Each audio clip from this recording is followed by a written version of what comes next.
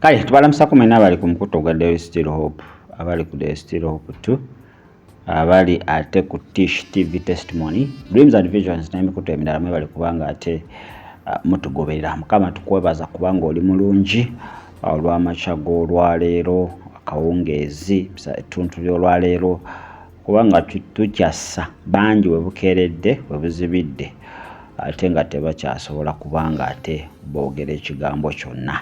Ffe baani bw'okyaleseewo kitegeeza otuwadde akaseera okwetereeza era olina pulaani ennungi gye tuli w'otwogera Mukama Katonda. Mwoyo Mutukuvu jangu osomesa era oyigirize era twenyika mu ndagaano y'omusaayi gw'omwana gw'endiga mu Kristo Yesu omwana wa Katonda omulamu tusabidde. Amiina era amiina. Lunaku lwaleero njagala tutunule principles to a powerful intercession or intercessory prayer. Principles oba kyeki mu Luganda oba gy'emisingi oba emitendera giyinza okuba nga gigobererwa, emitendera gy'olina okuyitamu okuba nga ate obeera n'okwegayirira oba essaala ey'okwegayirira ey'amaanyi. Ndowooza mu Luganda wenyinza okuba nga ate nkikyusa emitendera gy'olina okuba nga ogoberera okusobola okubeera n'okusaba okw'okwegayirira okw'amaanyi. Muzungu kyayise principles to a powerful intercessory prayer.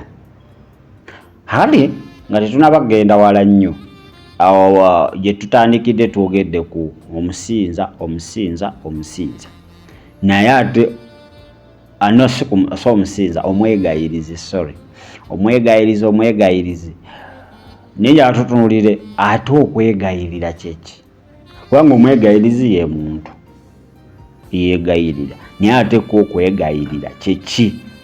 So to intercede is to pull or carry a God's will from heaven on earth or to earth. Sinto okwegayirira kwe kubanga pull okusika oba okwetikka okwagala kwa Katonda okuva mu ggulu ate ne kukolebwa ku nsi. Kityo Yesu kyeyagamba nti okwagala kukolebwe ku nsi nga we kukolebwa mu ggulu. So buli wobanga osala okwagala kwa Katonda engeri gye kukolebwamu mu ggulu kukolebwe ne ku nsi, kitegeeza oba oli ku intercedinga, oli mu kwegayirira eyo process. Kakati omutendera ogusooka gw'olina okuba nga oyitamu osobola okubeera n'okwegayirira oba okusaba okw'okwegayirira okw'amaanyi kwe kubanga you identify a need or a struggle for intercession. Olina okuba nga otuula wansi ate n'otandika okuba nga identify a need or a struggle for intercession, nti n'onoonya obwetaavu obuli mu kwegayirira okwo. Tumanyi oba onfunye bulungi oba nedda. Obwetaavu obuli mu kwegayirira, a need. Lwaki weegayirira? That's number one. Olina okumanya lwaki ndi kwegayirira ku kino, n'omanya ensonga. Tova buvyeri ndi kwegayirira ku lwaki, ku lw'ekibi kya famire yewaffe, ku lw'ebyoto bazadde baffe bye baatandika ebitali bya bwa Katonda, ku lw'abantu abatanalokoka. Tebava buvyeri, olina okuba nga omanya lwaki you are interceding. Why? Lwaki oyingidde mu kwegayirira? That's number one. You must know it. Lwaki oyingidde mu kwegayirira? Buli wolemerwa okutegeera ensonga lwaki weegayirira, kitegeeza n'ebyo weegayirira tobitegeera. Era tojja kumanya buzito buli mu kintu ekyo ky'oli kwegayirira kubanga tokitegeera. Naye buli w'omanya obwetaavu obuli mu kwegayirira okwo, ojja kumanya ki ky'oteekeddwa okukola. Ojja kumanya oba kuno okwegayirira kw'engendo okugenda mu kwetaaga kuli pentinga, oba n'okwegayirira kulimu ebika. Waliwo ekintu ky'ogenda okusabira nga kyetaaga kwenenya. kyetaaga kusonyiwa. Omuntu oyo olina omusabira ate omugambe genda osonyiwe. Waliwo ekirala nga kyetaaga kola kikusaba kusiiba. So bingi kati olina okusooka okutegeera kweko okubanga olina discerning spirit, olina okubanga omwoyo wa Katonda ali naawe, olina okubanga ekigambo kya Katonda kirawo kyekigenda okuyamba. Naye ate ffe tuva buvyeri, tumanyi buli kimu kyakugenda kukuba bisenge, kugenda kukaaba, kusula mu kyaki, kugenda ku nsozi. Nedda olina okumanya lwaki oli kwegayirira na kiki ekyetaagisa. Ekyokubiri, enter the world or the pain and reality of that personal situation. Nti gogenda okwegayirira olina okubanga weeteeka mu mbeera y'ekintu ekyo. Nanya bw'okitegeera. Tugeze ogenda kwegayirira ku lw'obutali butuukirivu bwa famire yo obubwo obw'eggwanga, olina okweteeka n'obeera kitundutundu kwekyo ekintu. Daniel kye yakola, Daniel yali asaba nga gamba Mukama tusonyiwe. He was inclusive. Buli w'osaba ekintu ng'oli wabweru waakyo tojja kutegeera buzito na bulumi omuntu oyo bw'ayitamu. Tugeze omuntu azza gambye seebaka, ebintu bisula binkuba, ebintu bisula binkozesa.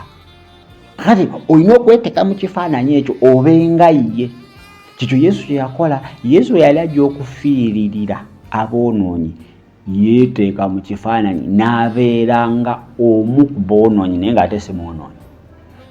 Yesu was not a sinner, but he became one of the sinners. Like one of the sinners. So yalina okuba nga yambala engatto ezo, amanye obulumi, ategeere kiva nti waba yeegayirira ekintu ky'amanyi kye yayitamu. Tewali kyogenda yitamu Yesu ky'ataayitamu, tekiriyo. Buli kimu kyonna yakiyitamu. Kakati obanga weegayirira ku lw'omuntu, weegayirira ku lwa situation, olina okweteekamu ekyo ekifaananyi.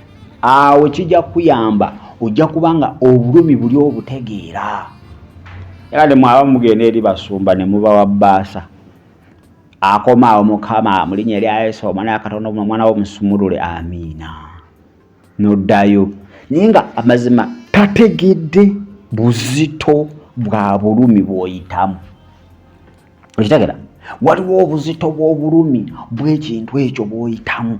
Unless nga omaze okutegeera obuzito bw'obulumi obwo, awo gy'osobola okwegayirira kweri embeera. Naye obanga toweetaddemu ezo engato, kijja kuba kizibu nnyo. Ekyokusatu kye tuyita listen until the Holy Spirit reveals God's will or what has been decided in heaven. Nti ng'omwegayirizi olina okubanga okola ki? Owuliriza paka ng'Omwoyo Mutukuvu alina kyakubikkulidde ku kwagala kwa Katonda olw'eyo embeera gy'obadde weegayiririra. Jula bulokena kwa Mukama ayanukula. Kati ng'ona onoobeera okusaba okwegayirira okw'amaanyi, olina okubanga owuliriza bulungi nnyo. Mwoyo Mutukuvu kiki kyagamba? Meaning olina okubeera so attentive to the Spirit of God. Mulina okubanga mulina enkolagana eri close, that intimacy with the Spirit of God. Kolagana olina okubanga eri so closer. Olina okubanga oli so obedient. Kikyayogera. Awajja okuddamu agambe embeera kiriwo ekiti n'ekiti. Kikole wooti. Niye bangi tubuuza Mukama n'embeera kiki nga teri answer wadde. Why? Tuli disobedient.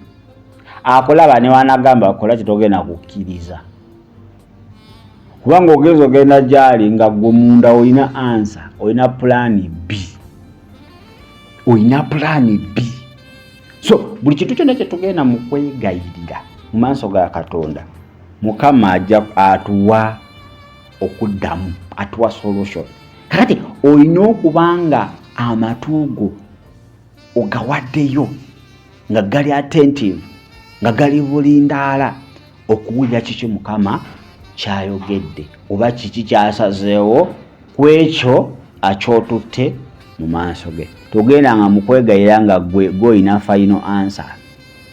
Togendanga ng'olina answer ogamba era Mukama kino kyagenda osalawo. Era ojja kuvaayo nga ndowooza zo z'oloose nga gwolooza Mukama akakasizza naye nga tewali byakakasizza. So olina okubanga ate owuliriza Omwoyo Omutukuvu kikyayogera.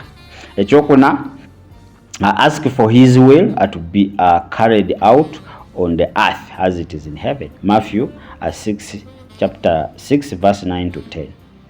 Mu kwegayirira okwo oba mu mbeera eyo gye weegayirira oba omuntu oyo gwe weegayirira, mu byonna olina okusaba okwagala kwa Katonda kukolebwe eri omuntu oyo, eri ate ki na situation oba embeera egenda mu maaso. Mu byonna ng'onobeera n'okwegayirira okuli powerful, leka ng'okwagala kwa Katonda kukolebwe. Toziyizanga, totwalibwa instruction z'omuntu. Omuntu asobola okujja n'agamba naye erimi yako nange mu kusaba, gamba Mukama kino ye n'akuwa instructions.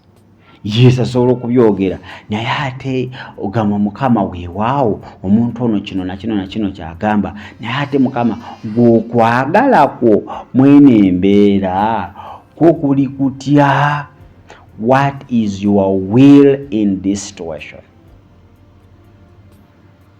So okwagala kwa Katonda mweyo embeera kwe tulina okubanga ate tutaddeka eriiso ejjogi, nga kwe tutunuulidde, nga kwe tufokasinze. God's will must be done. Must be done. Tokyusanga kwagala kwa Katonda.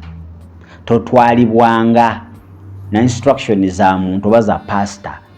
Manya abamu muti abasumba mwera musaba okwagala kwa pastor kukolebwe. Nkati ngolingo gamba Mukama kola okwagala kwa pastor.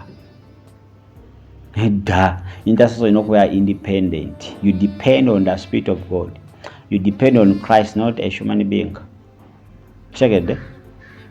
Hati mu byonna buli kwegayira kwonna kwe tukola okwagala kwa Katonda kukolebwe. Nekisembayo, remember that God only deserves the glory for the victory. Oyina okumanya nti Katonda yekka n'oba ofunye obuwanguzi, osabidde embeera obotodde, osabidde omuntu abotodde, Katonda y'aba agulumizibwa, Katonda y'aba aweebwa ekitiibwa. Togezangako neweegulumiza nti nze singa sikusaba kwange nnyo eno embeera yandibadde tevaawo, yandibadde tegenda, era bannange singa simanyi gange. No, twalabeeko bangi ku butuuti. Era nebaza Mukama, singa ntagamba na Mukama, nebaza pastor. Singa si pastor oyo, nze abaddewo ku lwange, era pastor n'abeera nga ye pastor mu byonna byayogedde. Kankube pastor talina kyasobola kukola. Buli buwanguzi bwonna bw'ofuna, ekitiibwa n'ettendo tukiddize Mukama Katonda. Tetulina kye tuli.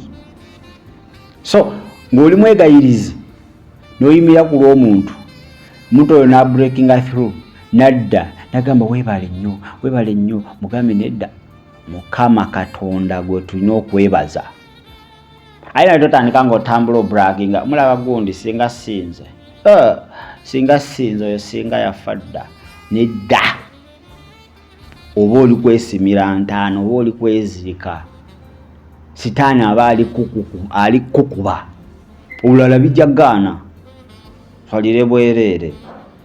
So ekitiibwa kyonna tukiddize Mukama. So zeezo engeri ttaano oba emitendera. Omuzungu agamba Principles to a powerful intercessory prayer. Number 1, identify a need for intercession. You must know why. 2, enter the world or a pain and reality of a person or a situation. Olina okumanya olina okubanga weteeka mu bulumi bw'omuntu oyo gw'oli kwegayirira. Awo noosobola okwegayirira obulungi. Omwoyo wa Mukama ajja okudrivinga obulungi. Ekyokusatu, listen until the Holy Spirit reveals God's will. Nti olina omala okwegayirira nti akati uliriza omwoyo wa Mukama kiki kyayogera kweyo embeera gy'ova okwegayirira. Nekyokuna, ask for his will to be carried out on the earth as it is in heaven. Olina okusaba Mukama okwagala kwe kukolebwe. Nekisembayo, ekitiibwa n'ettendo tukiwe Mukama. Remember that God only deserves the glory for victory. Kitiibwa tukiwa Mukama yekka. Ebyo bintu ebitaano w'onoobitegeera kankubulire ogenda kubeera ne powerful intercessory prayer. Powerful intercessory prayer. If not, then tujja kusigala nga tuwogana buwoganyi tusaba busabe naye nga tewali results. Kubanga bino ebitaano bya makulu nnyo eri obulamu bwaffe nga beegayiriza. Mukama tukwebaza kubanga oli mulungi olw'ebyama bino. Mazima tugenda kyusa tubadde tukola nga we twagala. Kitiibwa ne tukitwala tetuwuliriza mwoyo mutukuvu watugamba kiki kyatugamba okwagala kwaffe ke twagala kuwe kuba kukolebwa ate tweteeka mu bulumi bw'omuntu oyo nga gwe wakola gwe tuli kwegayirira ate tulemerera n'okutegeera ensonga ki lwaki twegayirira. Naye mwoyo mutukuvu tuluŋŋamye era tusobole okuba nga tetukola okwagalako mu Kristo Yesu omwana wa Katonda omwana tusabidde. Amina. Baagala nnyo ndowooza kaneetololemu katono nnyo wenaakomawo ndowooza tujja kuba nga tetuyingira ekitundu kyaffe kyakuna. Yes, kyakuna. Shalom.